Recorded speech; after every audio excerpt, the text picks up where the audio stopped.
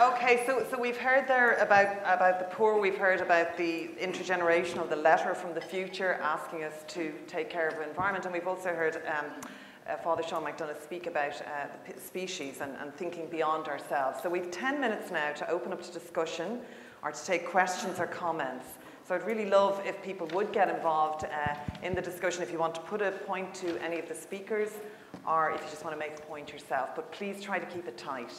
Okay, so I think somebody had their hand up. Yes, there's a lady here and there's a gentleman up at the top, up there, so we just take those two first. Thank you.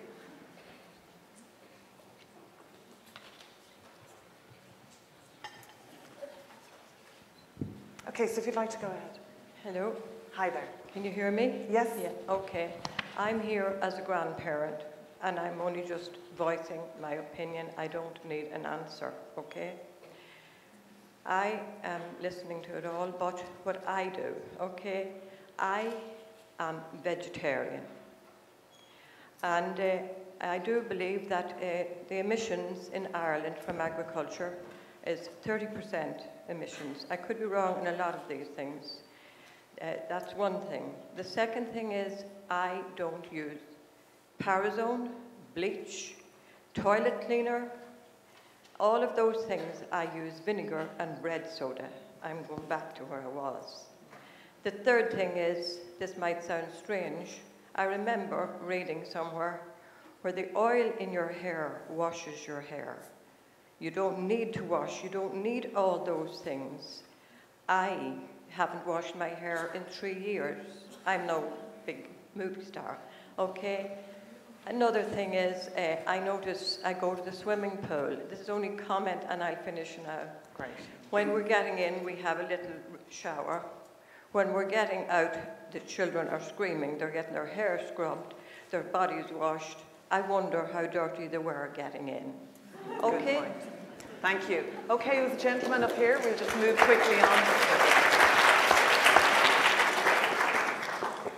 Ronan Tynan. First of all, Madam Chairperson, I must congratulate the panel on some very insightful contributions, but I must identify totally with the previous speaker because there's just one point I wanted to put to the panel, because I think sometimes when we talk about changing our lifestyles, it becomes a very academic subject and almost something that we almost present to ourselves as an impossible task.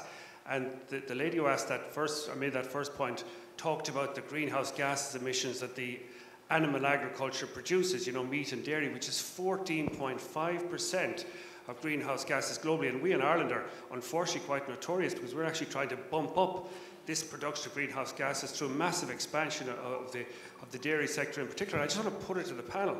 If we're serious about addressing the challenges of greenhouse gas emissions, do we have to address our diets? Or do we have a responsibility to become to adopt a plant-based diet? I myself, I have to be honest, I have, without huge difficulty, been transforming my own diet for that reason. I would say to everybody, it's certainly worth trying. But given the massive increase in meat and dairy production required to feed the developing world, who incidentally, in recent surveys, indicated they're very disposed to the argument of switching to plant-based diets, I put it to the panel, do we not have a responsibility to adopt a plant-based diet and move away from meat and dairy, except in those parts of developing world where, of course, they don't have that option? Thank you, Madam Chairperson. Is there anybody else? So this gentleman here, if you could, I'll just let the panel cogitate on that for a minute and we'll take another question or comment here. Yeah. Hello, thanks. My name's Austin Kennan. I work for Concern Worldwide. And, you know, in common with the speakers and other agencies working, we're seeing the effects of climate change. Recently, the Ebola crisis in West Africa, one view of that is that actually the destruction of natural resources has actually led people to be in closer contact to viruses like Ebola, which made it easier transfer. But I suppose my question is, I'm just trying to, and I suppose it goes into the next session and even relates, you know, we have these conferences, we have the climate change conference coming up in December, and I'd just be interested in people's views, maybe the panel or others, as to what hope is there really from that? I mean, are we seeing any signs of that something might be achieved from that? Thanks. Okay, thank you. So, Maybe I'll go, okay, so actually, yes. So now we have the issue of lifestyle change and practice in terms of what we eat and how we live, the question of the impact of conferences like this and how we actually make things happen. And this lady over here, yeah, so and then we'll go back to the panel to respond. Thank you. Thank you. My name is Rachel Michaeliker. I'm from Trocaire's humanitarian unit. I'd just like to reinforce the point around the impact of climate change on displacement, which leads to conflict, displacement being caused by conflict and so on. And just to highlight that this week the European Council will discuss migration and looking at European responses to the numbers of migrants coming into Europe.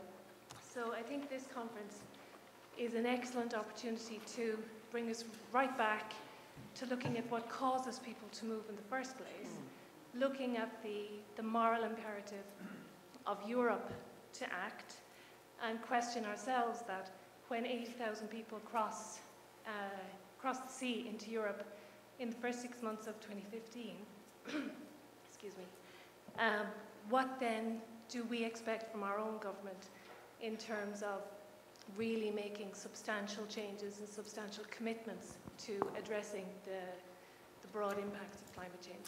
Thank you. Thank you. So I'm just going to come back to the panel and see if anyone would, I'm not going to go up and down the panel, but would one of you you'd like to speak, Shawnee? I did slightly cut you off earlier. So. Well, just the one on meat and dairy products. I mean, they're not a very efficient way of providing food. Like when I went to the Philippines first, worked among the Tivoli, there was very little meat. You mainly ate rice or vegetables or root crops. The issue at the moment is, of course, as Western lifestyles move across India and China, the level of meat and dairy products going to be used will increase dramatically. And as I say, it's a very poor way of feeding planet Earth. I saw a statistic maybe about 10 years ago said that on a European diet, you could actually feed 1 billion people. You know, and there's 6 billion other world. Like if everyone on the planet, but you know, if it was much more diverse diet, you could possibly feed the 9 billion we're talking about by 2050. So now I think there it becomes an ethical reality and a religious reality.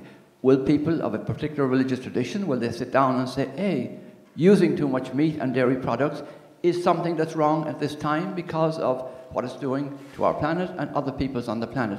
And then come on and discern, yeah, we should actually cut back seriously on this as part of our ethical and religious lives.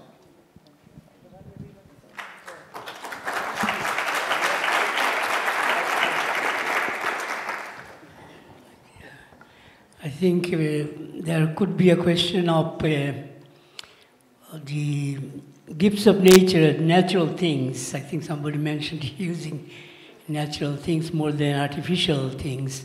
I think the natural things are more technologies integrated and they become simplified that way and become natural, and we think that they're simple only. Our artificial things are more resourceful perhaps, but our things lack the integration part, therefore they are not really first class, and the natural things are more first class than ours. Only sometimes we have to correct certain things in natural, the things that we have in nature, and we must use our technologies, our efforts to correct those, make better natural things. Okay,